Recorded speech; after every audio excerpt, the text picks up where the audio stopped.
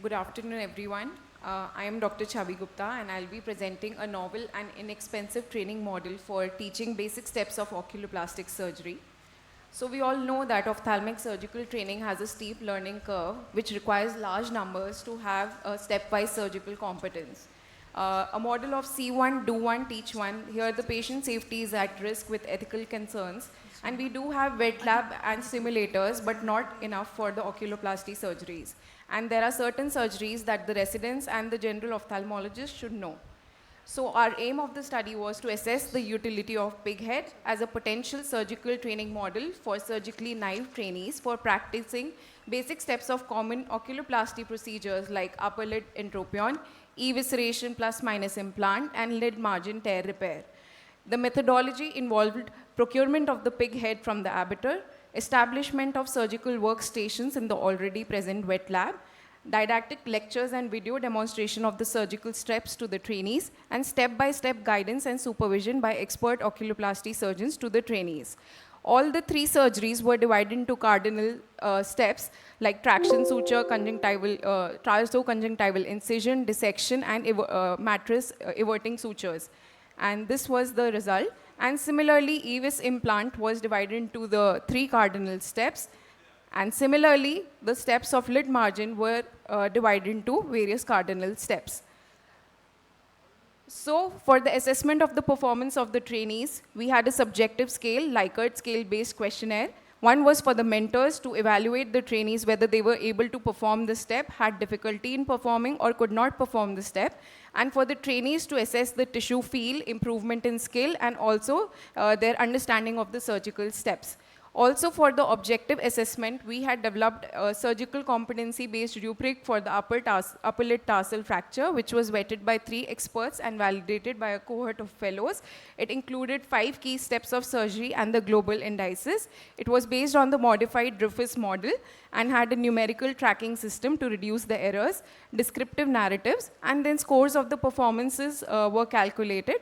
And this also led to translation to OT, where 3 of the participants performed on real patients, and the same rubric was used to calculate their scores. So we had 18 participants, which were residents and comprehensive surgeons, and 84.6 had never observed or assisted these surgeries. And these were the percentages of surgeries steps that they were able to perform, and the responses made by the trainees. And this was for the evisceration implant. And this is for the lid tear repair. So as we can see, the median score in the validation process was 4, and median score participants in the workshop was 3, and the median score achieved by the participants in the OT was 4. And also it helped with managing of the hemostasis, with patient cooperation, and also overcoming the apprehension. 100% of the participants felt that practice on pig head made the surgeries easier, and 92.3 participants felt that understanding and skill and confidence of the surgical steps improved with this. An ideal model for surgical training should simulate normal anatomy, should be readily available, inexpensive, and involve low risk of disease transmission. Pig model has been used previously for the mentioned surgeries and also for glaucoma and cataract surgeries. Advantages are it is available and affordable, has similarities to humans, and has a larger size. And 100% participants felt similarity in the gross anatomy, and 84.6 for the tissue maneuvering and the texture similarity. The differences are that the upper tarsus is smaller compared to the human, but the skin and the tarsus is thicker, so we can use larger free-cutting needles. The subcutaneous tissue is more fatty. There is a third eyelid that is present, and also presence of the retractor bulbi muscle. So, in conclusion, porcine model is affordable, usable, and achievable in a resource-constrained training environment, recommended for early training, and can improve the anatomical understanding, clinical judgment, and surgical efficiency in trainees and beginners.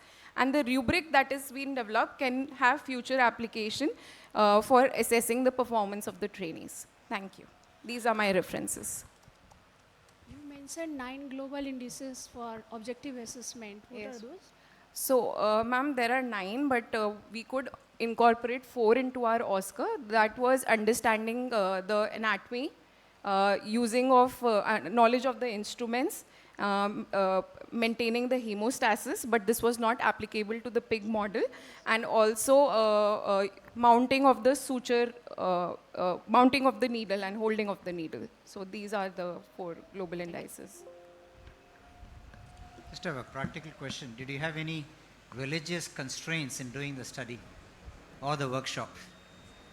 So not at the time of workshop, but because these live, the animals were not harmed particularly for this workshops. These are the already slaughtered animals that are procured from the abattoir. But in the workshop, we did not have any such religious Barriers? No, sir. From no. the participants' point of view? No, sir. Everyone had performed, and Right. Has that been an issue in India? Using a porcine model from a religious perspective? Not really. All right. Thank you very much. Well done. thank you, sir. Yeah, and what about the, like you nicely mentioned about the differences between the porcine head and the Yes. human anatomy. What about the canalicular system? Did you Ma'am, try to only do the a upper canalicular puncta is present in the pig model, Mhm. and that is what I'm aware about. Did you try to intubate it? Ma'am, what is available in the literature, they've mentioned about the single puncta that is present, but about the lacrimal system, I'll definitely read it up. Okay. Thank you.